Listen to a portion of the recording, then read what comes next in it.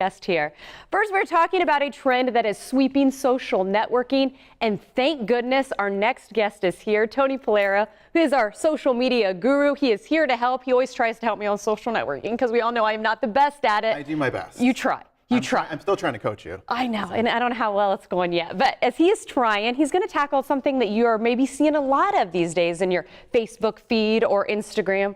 We're talking about pictures of food. Food pictures. So 20% of social media posts are food pictures, so you might as well get it right. And it's the holiday season, so you probably have a really cute turkey that you want to show off, or a pie, or a cake.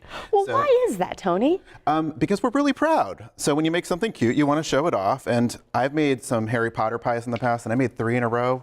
They were ugly until the final one that I got to show off to everybody. So it's kind of like selfies where you keep taking until you get the good one. You absolutely. do that with your food. I take plenty of pictures. That's my rule. Always take 1,000 photos. Always take 1,000 photos. And I'm curious, so this goes beyond just food you make at home, because I see people who will go to restaurants, and maybe you see them when you're at a restaurant. They're taking pictures of what's served to them as well. You know what's great about that is that people are getting really smart. They're carrying their own little lights to make their food look really good. Stop it. Lighting is important, so we'll get to that too soon.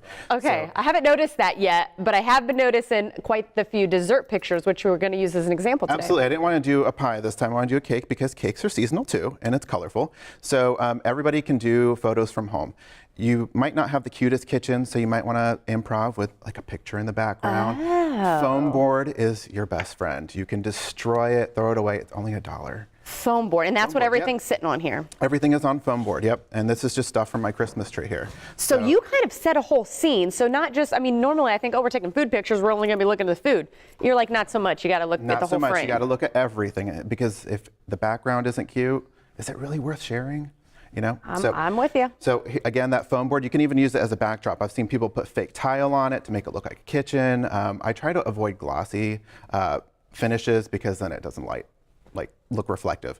So what I'll do is, say it was a turkey. Okay. You might throw some cranberries out, but we have this cake here, and have them put some sprinkles out. Okay. And just put them here at the bottom. Oh man, gets you're a little like messy. dressing. I was going to say, our floor crew, you might be in trouble with our floor crew, Tony. In a minute, but you know, super easy. It looks messy, but pull up a light real quick. This is my food photography light. Okay, and now not everybody has this. I was going to say, you don't have to have one.